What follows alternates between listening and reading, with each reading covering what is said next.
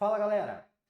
Hoje estudaremos a Lei 12.846 de 1º de agosto de 2013. E sem mais delongas, vamos direto para a tela visualizar esta lei que é cobrada em vários concursos da segurança pública e das carreiras policiais. Então, sem mais delongas, iniciamos com o próprio título da lei, que diz o seguinte, que a Lei 12.846 dispõe sobre o quê? Sobre a responsabilização, e acompanhe aqui na tela os meus grifos, a responsabilização administrativa e civil de quem? Das pessoas jurídicas, tá? Então, já lembra disso, na prova, se disser lá que é a responsabilização administrativa, civil e penal, está errado, tá bom? É a responsabilização administrativa e civil. De quem? Das pessoas físicas? Não, das pessoas jurídicas. Por quê? Pela prática de atos contra a administração pública, e lógico, atos ilícitos estes, né? E que administração pública? A nacional ou estrangeira, tá?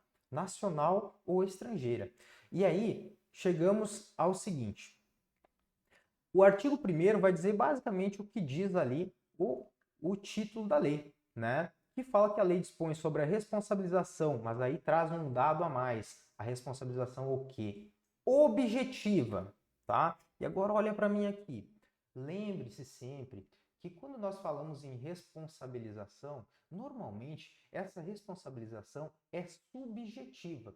Subjetivo é o quê? Subjetivo é aquilo que vem de alguém que tem vontade, de um sujeito. Então, quando falamos do direito penal, dizemos o seguinte, que não pode haver responsabilização objetiva. Por quê? Porque a responsabilidade deve decorrer de um ato que o agente praticou com vontade, entende?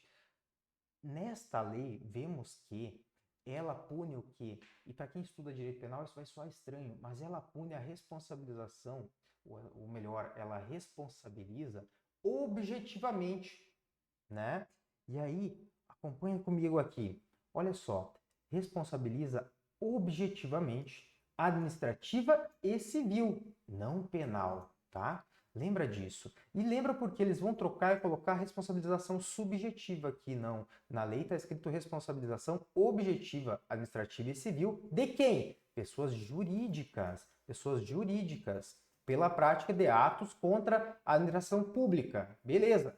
Aí você pode pensar, tá, mas somente a administração pública do nosso país, é lógico, por que a gente vai punir alguém que causa danos à administração estrangeira? Opa, tem um interesse nacional aí, né? Tem um interesse aí das nossas relações internacionais. E aí, esta lei pune também os atos contra a administração pública estrangeira, tá? E a gente continua a leitura e vê aqui que o seguinte, aplica-se o disposto nesta lei às sociedades empresárias e às sociedades simples, personificadas ou não, independentemente da forma de organização ou modelo societário adotado, bem como a quaisquer fundações, associações de entidades ou pessoas, ou sociedades estrangeiras que tenham sede filial ou representação no território brasileiro, tá? Constituídas de fato ou de direito, ainda que temporariamente, tá? Uma coisa que você tem que lembrar e que apareceu em questão, se eu não me engano, foi do Exame Nacional da Magistratura. Lá perguntava se esta lei se aplicava somente na esfera federal. Não, esta lei se aplica tanto para as esferas federal, estadual quanto municipal, tá?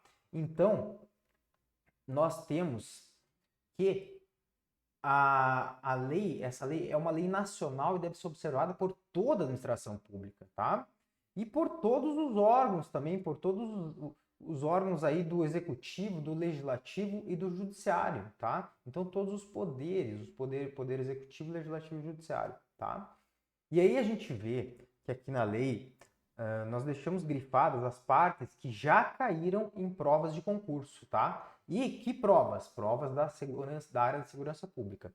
Se nós pegarmos e fizermos um filtro lá no que concursos, por exemplo, veremos que no geral tem mais de 400 questões sobre essa lei, ou seja, ela aparece bastante em prova, tá? Por quê? Porque ela é a chamada lei anticorrupção, tá? Quando nós fizemos um filtro lá só para a segurança pública e carreiras policiais, vai aparecer basicamente esses artigos que estão grifados, tá? Para isso, para focar nas partes mais importantes, eu deixei uma tabela bem aqui no início, tá? Com informações rápidas, dizendo para você quais são as partes que mais caem, tá? Principal parte que mais cai, o artigo 16, que fala sobre o acordo de leniência. Outra coisa importante, os prazos, tá? Já que você está assistindo, dá um print na tela aqui, aproveita e printa essa tela e cola lá na tua lei para você não esquecer, tá? Outra coisa, a comissão do processo administrativo, que tem que ser por 2 ou mais servidores estáveis, tá? Estáveis, beleza. Servidor em estágio probatório pode? Não pode, tá? Tem que ser estável. Então, a comissão que vai apurar aí, fazer o processo administrativo. Beleza? Voltamos lá e continuamos na leitura das partes mais importantes. As pessoas jurídicas serão responsabilizadas, olha aqui de novo, que prato cheio para a prova, objetivamente, nos âmbitos administrativo e civil. Não tem penal, tá bom? Pelos atos lesivos previstos nesta lei praticados em seu interesse ou benefício, exclusivo ou não. Artigo 3º. A responsabilização da pessoa jurídica não exclui a responsabilidade individual de seus dirigentes ou administradores, ou de qualquer pessoa natural, autora, coautora ou partícipe do ato ilícito, tá? Então, assim, pessoal, muito embora esta seja uma lei que trata da responsabilização administrativa e civil das pessoas jurídicas que cometem atos ilícitos contra a administração pública nacional ou estrangeira, isso não significa que a pessoa física, né, a pessoa física que pratica atos lá dentro, eu falei pessoa jurídica, né? Ela trata das pessoas jurídicas, tá? Isso não significa que as pessoas físicas que pratiquem atos em nome da empresa, prejudicando a administração pública, não possam responder também, tá? Essas pessoas podem responder por um crime, por exemplo, lá do Código Penal, né? Um crime contra a administração pública. Então não significa que quando a pessoa jurídica é punida, que a pessoa física não será punida de outra forma. Só não será punida com relação ou nos termos desta lei, mas haverá sim a sua apuração e responsabilização, inclusive podendo praticar ali um ato de improbidade, né? Voltamos para a tela e vamos para o parágrafo 1º. A pessoa jurídica será responsabilizada independentemente da responsabilização individual das pessoas naturais referidas no caput. É justamente sobre isso que acabamos de falar. Parágrafo 2º. Os dirigentes ou administradores somente serão responsabilizados por atos ilícitos na medida de sua culpabilidade. Tá? Isso aqui também já foi objeto de prova, tá? Serão responsabilizados na medida de sua culpabilidade. Artigo 4º. Subsiste a responsabilidade da pessoa jurídica na hipótese de alteração contratual, transformação, incorporação, fusão ou cisão societária. Ou seja, não importa que a pessoa jurídica se funda, mude de nome, se transforme em outra, né? Ainda assim vai ter a punição aí, a identificação da responsabilidade dessa pessoa jurídica, tá? Parágrafo 1º.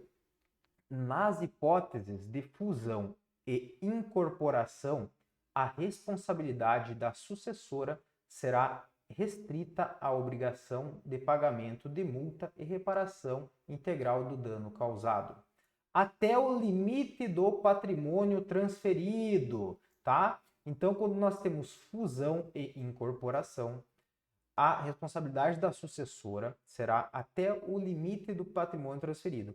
Então, nós temos duas empresas. Uma que tem um patrimônio de 200 mil e a outra que tem um patrimônio de 1 milhão. Essa que tem um patrimônio de 200 mil foi incorporada dentro da que tem 1 milhão. Só que ela tinha praticado vários ilícitos contra a administração pública.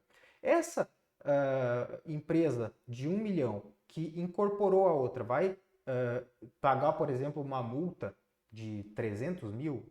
Não. Por quê? Porque não pode ultrapassar o limite do patrimônio transferido, patrimônio que foi incorporado a essa empresa maior. Então vamos lá. E aí fala aqui que não lhe sendo aplicáveis as demais sanções previstas nessa lei decorrentes de atos e fatos ocorridos antes da data da fusão ou incorporação, exceto no caso de simulação ou evidente intuito de fraude, devidamente comprovados. Tá entendendo? Então digamos que tem uma empresa que está cometendo fraudes e na verdade as pessoas que administram essa empresa são as mesmas que administram esta. E a gente pode verificar que que estão usando da empresa que comete fraude estão, digamos assim, criar uma empresa para cometer fraude. Mas, na verdade, se trata da mesma pessoa jurídica. Eles só dividiram para que não venha a responsabilidade para cá. Mas, em verdade, são a mesma coisa. Entendeu? Foi criada para praticar fraudes para não responsabilizar esta. Então, pode acontecer essa transferência aí, tá? Vamos seguir e vamos para as partes mais importantes, tá? Não que não seja importante você fazer a leitura da lei inteira, mas nós queremos aqui trazer as partes que são chave para a sua prova, beleza? Então vamos lá.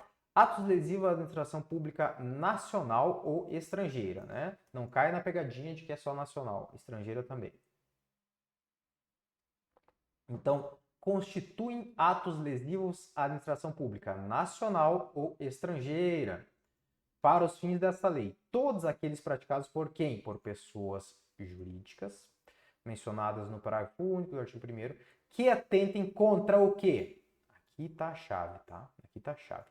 Vamos botar aqui, ó, bem grifado aqui, ó, constituem atos lesivos contra uma administração pública, né?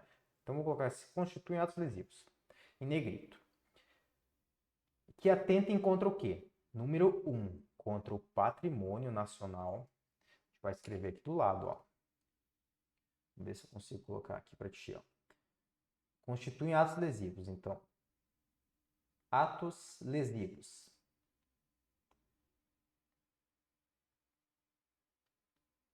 E aí a gente bota aqui em verde. Podem ser contra o patrimônio.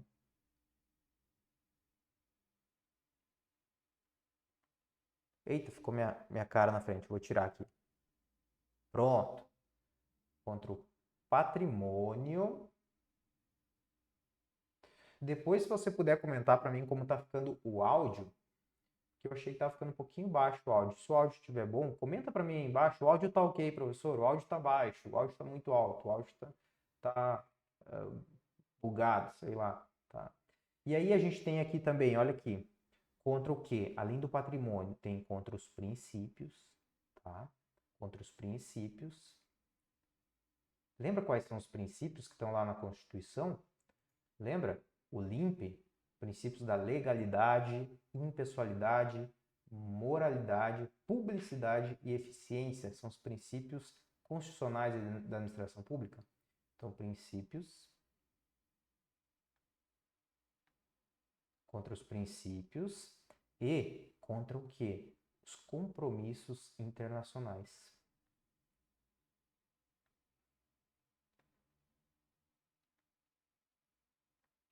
Compromissos internacionais.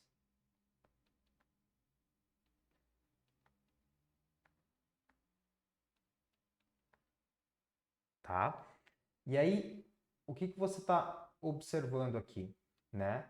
Que tudo isso aqui, todos esses atos lesivos aqui, são praticados por quem? Por pessoa jurídica nacional,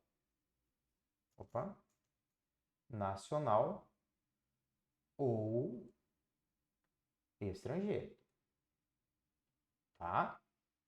Beleza? O que você tem que prestar atenção aqui? Sabe quando a gente está lá estudando improbidade administrativa e a gente verifica lá na improbidade administrativa que tem atos lesivos que são contra patrimônio, tem atos lesivos que são contra princípios, né? Ou seja, tem atos lesivos lá na improbidade que causam prejuízo ao erário, tá? Aqui nessa lei, teve uma questão de prova que disse o seguinte: para ser um ato lesivo à administração pública nacional ou estrangeira, este ato deve gerar prejuízos ao erário. E aí o concurseiro foi lá e pá, marcou como certa. O que a questão dizia? Deve gerar prejuízo ao erário. E aí quando a gente volta para a tela aqui, o que a gente vê? Que tem também contra princípios e também contra compromissos internacionais. Um dos atos lesivos é o que gera prejuízo ao erário, ou seja, patrimônio, tá? O que é erário? Erário é aquilo que tem valor, digamos assim, pecuniário, tá? Né? Seria assim o patrimônio da administração pública, certo? Vamos continuar. Seguindo aqui na esquerda, você pode ver o seguinte, que são assim definidos, então, os atos lesivos à administração pública nacional estrangeira que geram dano aí, que atentem contra o patrimônio, princípios, compromissos, esses que estão elencados aqui embaixo, tá? Este aqui parece muito com o crime lá de corrupção, tá? Tanto ativa como passiva lá do Código Penal, tá? Aqui, na verdade, temos mais aqui um prometer, oferecer, dar, né? Lá no Código Penal, você vai verificar que não tem esse verbo dar aqui, tá? Aqui tem o verbo dar, beleza? Quer ver? Vamos até abrir aqui. Vamos achar aqui, CP compilado. Ó, quando a gente vai no Código Penal, aqui ele já está num tamanho legal, a gente vai lá no artigo 312, 317. Ó, a corrupção passiva no Código Penal, deixa eu comentar para ti. Ó, vai falar o quê? Solicitar ou receber para si ou para outro, indireto ou indiretamente, ainda que fora da função antes de assumi-la, mas em razão dela, vantagem indevida. Quer ver uma coisa parecida que tem aqui, ó? Vantagem indevida. Opa, parece uma corrupção isso aqui, né? Olha lá. Ou aceitar promessa de tal vantagem, tá? Aí você me diz assim, tá, mas aqui, essa corrupção passiva é um solicitar, receber ou aceitar. Aqui a gente tem o quê? Prometer, oferecer ou dar. E aí vamos continuar aqui e vamos procurar aqui o oferecer. Cadê o oferecer? 300 e... Esqueci agora. Que está lá nos crimes de particular. Oferecer. Tá, oferecer. Aqui, 333. Pronto. O 333, que é a corrupção ativa, que é do particular em relação ao funcionário público, tem oferecer ou prometer a vantagem devida a funcionário público para determiná-lo a praticar, omitir ou retardar ato de ofício. Então aqui nós temos uma espécie de o quê? Corrupção ativa, né? Dentro desta lei, beleza? É uma espécie de corrupção ativa. Mas o que tem de diferente? Enquanto aqui tem oferecer ou prometer, aqui tem prometer, oferecer e dar. Tá vendo? Uma das pegadinhas de concurso público, já serve para ti dentro do direito penal, é que na corrupção ativa eles colocam o verbo dar e não tem dar na corrupção ativa do Código Penal. Beleza? Vamos lá. Ficou uma dica de penal dentro da lei aqui, né? Mas é assim mesmo, a gente vai conectando os conhecimentos, beleza? E aqui você passa, dá uma lida nessa parte aqui. A parte que eu achei mais interessante foi essa, que tem uma associação aí com o artigo 333 do Código Penal. A gente segue e vai ver o seguinte, que é o comentário que eu acabei de te falar. Não é obrigatória efetiva lesão ao erário para haver ilícito, porque pode ser contra princípios ou compromissos internacionais também. Seguindo, nós temos aqui a responsabilização administrativa.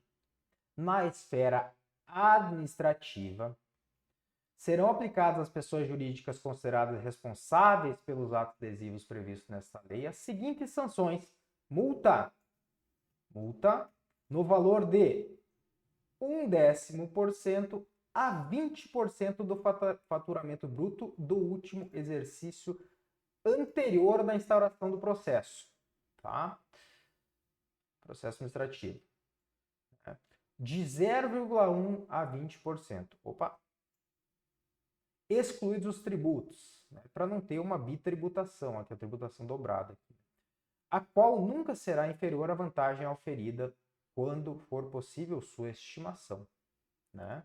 Então, às vezes, não tem como estimar quanto foi a vantagem que a empresa teve aí com atos ilícitos contra a administração. Então, continuamos. Aí, a outra sanção aqui administrativa é o quê?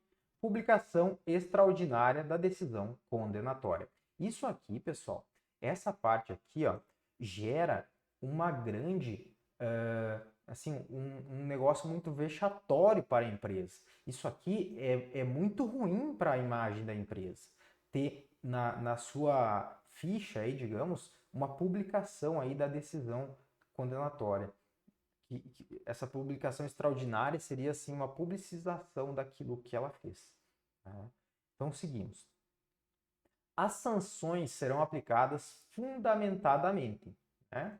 Lógico, todas as sanções, tudo que é punição tem que ser fundamentado. Isolada ou cumulativamente. Ou seja, pode ter só essa ou pode ter só essa. De acordo com as peculiaridades, ou as duas juntas, né? De acordo com as peculiaridades do caso concreto e com a gravidade e natureza. Então, quais são os requisitos para a aplicação das sanções? Peculiaridades do caso concreto, gravidade e natureza das infrações. Né? Seguindo o parágrafo 2º, a aplicação das sanções previstas neste artigo será precedida da manifestação jurídica elaborada pela advocacia pública ou pelo órgão de assistência jurídica ou equivalente do ente público.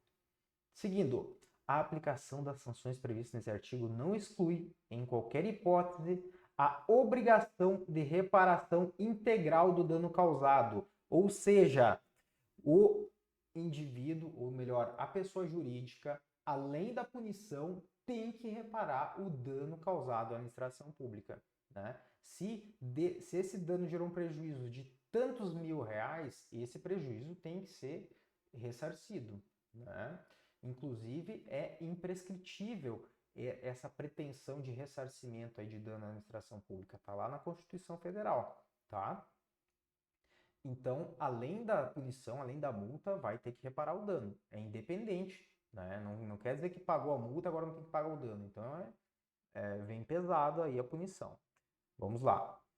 Parágrafo 4º. Na hipótese do inciso 1º do caput, caso não seja possível utilizar o critério do valor do faturamento, a multa será de 6 mil a 60 milhões de reais. 6 mil a 60 milhões de reais. Então, olha que interessante os critérios aqui de aplicação da pena. E o examinador gosta dessas coisas aqui, ó. Na esfera, o que o examinador pode fazer para ti? Ele pode trocar essa esfera administrativa por esfera civil ou penal. Ele pode trocar essa porcentagem de 0,1% a 20%. Ele pode falar do que é, ele pode trocar e colocar, ao invés do faturamento bruto, colocar aqui faturamento líquido. Ele pode colocar aqui do atual exercício, ao invés de colocar do último exercício, tá? E ele pode trocar aqui esses valores aqui também, tá? Então, seguindo, nós temos aqui no parágrafo 5º algo que é interessante também. Eu gosto sempre de focar dados quando tem números e tem prazos, porque o examinador gosta disso, tá?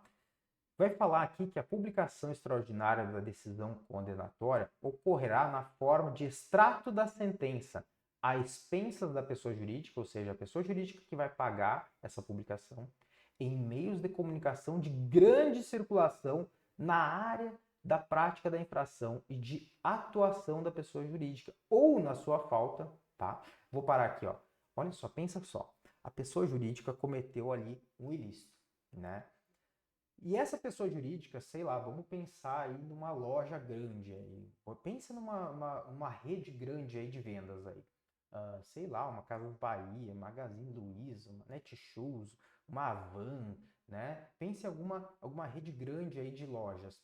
E aí vai ter lá essa publicação dessa decisão condenatória que a pessoa jurídica vai pagar ainda, digamos que ela vai publicar lá na Globo, na CNN, na Jovem Pan, sei lá onde, vai ter um custo. Vai ter um custo. Cada segundo numa emissora dessas custa muito dinheiro, né? Então ela vai pagar isso ainda. E, e aí, se não tiver como publicar, ela vai fazer o seguinte. Cadê a tela? Aqui. Ó, na sua falta, né? Na falta, ela vai publicar em publicação de circulação nacional. Opa! Ah, tá. Bem como, na verdade. Bem como a fixação de edital pelo prazo mínimo de 30 dias no próprio estabelecimento ou no local de exercício da atividade. Tá? Eu disse aqui na sua falta. Mas é o seguinte. Além de ter isso aqui, né, vai ter que ter uma fixação de edital pelo prazo mínimo de 30 dias no estabelecimento ou no local da atividade, de modo visível ao público e no sítio eletrônico da rede mundial de computadores. Então vai ter que ter lá na parede da loja lá fixado que ela sofreu uma sanção assim, assim, assado por ter causado prejuízo ao erário ou violação dos princípios e tal, não sei o que, não sei o que. Imagina que vexatório que é para a empresa isso aí, né? E que prejuízo que vai gerar para a pessoa que vê aquilo lá, poxa, essa aqui é uma empresa que causa danos à administração pública, né? É uma empresa que já parece não ter uma idoneidade, né? Parece não ser uma empresa séria, né? E aí pelo prazo mínimo de 30 dias. O que eu acho que pode cair na tua prova? Que a decisão condenatória aqui da publicação a publicação extraordinária da decisão condenatória vai ser por meio de a fixação de edital pelo prazo mínimo de 30 dias. Acho que eles podem trocar isso aqui, se cair na tua prova. Trocar esse prazo aqui. Tá? E aí pode trocar também o local que vai ser fixado. Mas eu acredito que não. Acho que se for cair algo nesse sentido, eles mexam no prazo aqui. Coloquem aqui 10 dias, 60 dias, 5 dias, né? E aí você tem que lembrar que é 30 dias. Tá? Vamos lá. Serão levados em consideração na aplicação das sanções. Na aplicação das sanções, o que se leva em consideração? A gravidade da infração, a vantagem auferida ou pretendida, olha só, auferida ou pretendida, a consumação ou não, essa infração foi consumada ou tentada, né? O grau de lesão ou perigo de lesão, o efeito negativo produzido pela infração, né? Então saiu na mídia lá e tal que teve uma fraude que foi organizada por setores aí de pessoas da administração pública com as empresas aí, com as pessoas jurídicas, né? Então o efeito negativo que produziu a infração. A situação econômica do infrator, né? E com base nisso aqui vai ser também aplicada aquela multa lá em cima. A cooperação da pessoa jurídica para a apuração das infrações. Por quê? Por quê? Tem uma coisa chamada compliance, que é uma matéria que inclusive eu odeio. Tá? Eu entendo o mínimo para poder falar para ti. Compliance é mais ou menos assim, a fiscalização que tem dentro da empresa. Então a empresa, dentro dela lá, tem setores que fiscalizam a atuação ali dos funcionários e dos demais setores para que não sejam cometidos atos ilícitos. Porque vocês imaginem que tem lá um empresário, um conjunto de empresários que são sérios, que são idôneos e que querem gerar valor e crescimento da empresa. E aí tem um setor da sua empresa que está praticando atos ilícitos e pode gerar prejuízos enormes à administração pública e à própria empresa depois, né? Então, a cooperação da pessoa jurídica para identificar e para apurar essas empresas é muito relevante, né? E muitas vezes a pessoa jurídica vai ter interesse sim em apurar essa situação, entender como de fato ela aconteceu, para que sejam responsabilizadas as pessoas que cometeram, né, especificamente, e para amenizar a sua punição perante aí a administração pública, tá? Então, vamos para a tela. O que mais temos aqui? A existência de mecanismos e procedimentos internos de integridade. Olha só, e é justamente o que a gente acabou de falar. Auditoria incentiva a denúncia de irregularidades e aplicação efetiva de códigos de ética e conduta no âmbito da pessoa jurídica. Olha só deles ter um setor desse aqui já pode amenizar aí a pena, né? E aí, o valor dos contratos mantidos pela pessoa jurídica com o órgão ou entidade públicos lesados. Os parâmetros de avaliação de mecanismos e procedimentos previstos no inciso 8º do caput serão estabelecidos em regulamento do Poder Executivo Federal. O que é o inciso 8º? Que é essa existência dos mecanismos de integridade e auditoria. Tá?